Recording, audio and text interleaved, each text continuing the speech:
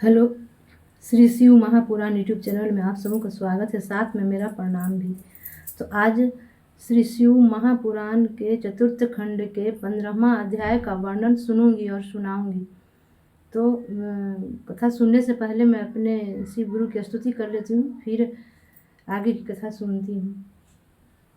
गुरुर्ब्रह्मा गुरुर्विष्णु गुरुर्देवो महेश्वरः गुरुर्साक्षात् परब्रह्म तस्मै श्री गुरवे नमः।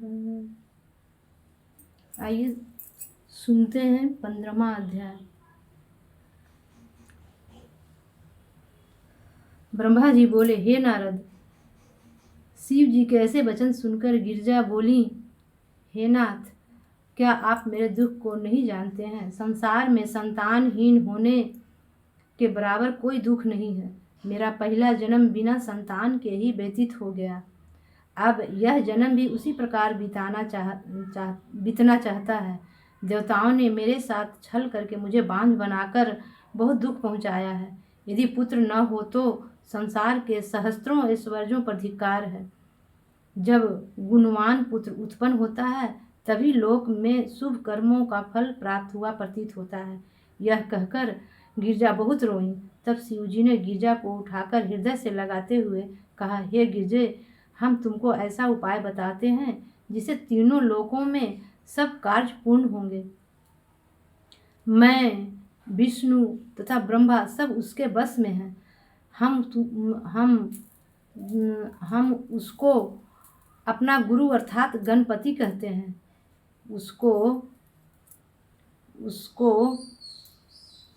अपना गुरु अर्थात गणपति कहते हैं। वह हमारा मुख्य रूप है। वह हमारा मुख्य रूप है जिसकी सेवा से समस्त दुख दूर होकर सुख की प्राप्ति होती है। तुम 1 वर्ष तक उनका व्रत करो तो तुम्हारा मनोरथ सफल हो जाएगा। उनका नाम ही समस्त कष्टों को दूर करने वाला तथा आनंददायक है। वह व्रत कृष्ण पक्ष की चौथ को किया जाता है। वह व्रत गणेश चौथ का व्रत कहलाता है। उस व्रत को रखकर पवित्रता पूर्वक चंद्रमा के उदय होते ही पूजा करें। वह व्रत समस्त व्रतों का राजा तथा प्रत्येक की इच्छा पूर्ति करने वाला है। जिस प्रकार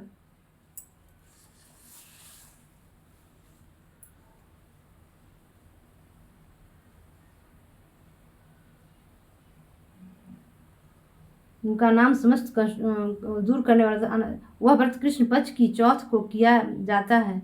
वह व्रत गणेश चौथ का व्रत कहलाता है। उस व्रत को रखकर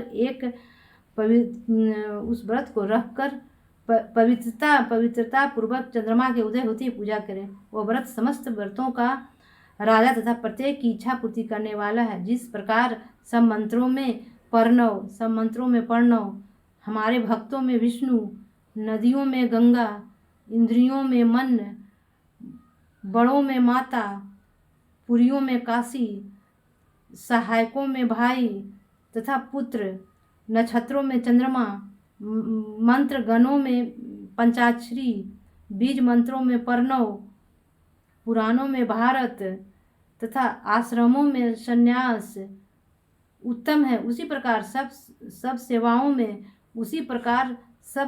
में शिव की भक्ति महान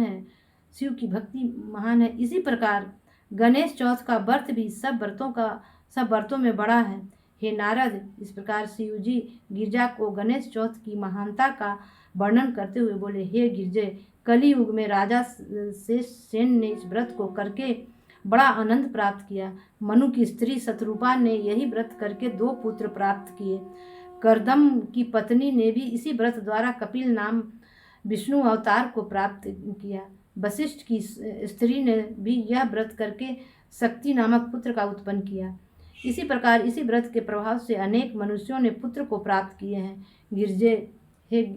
हे गिरजे,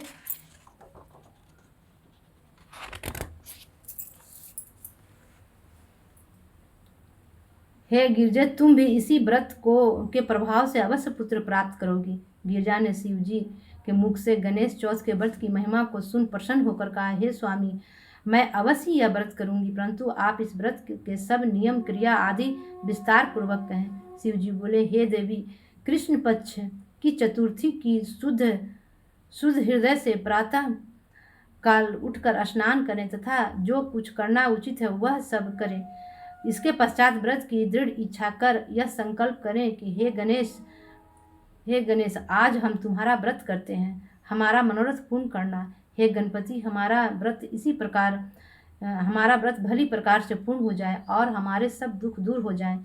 तुम सब को जानते हो, सब फलों के दाता हो तथा वेदों ने तुमको विघ्न हर्ता कहा है। इसी प्रकार हृदय में संकल्प करके चतुर्थी के दिन गणपति की वार्ता में ही दिन व्यतीत करें। सूर्यास्त के समय स्नान कर अपने स्थान पर बैठें और कथा पूजन की सब सामग्री इकट्ठी करें और गणेश जी की पूजा के लिए अच्छा स्थान तैयार करें जिसके चारों ओर केले के खंभे लगाए हुए हों। जब आकाश में चंद्रमा उदय हो तब तुरंत अर्घ और गणेश की मूर्ति सोने, चांदी, तांबे का या गोबर की जैसी सामर्थ हो बनवावें।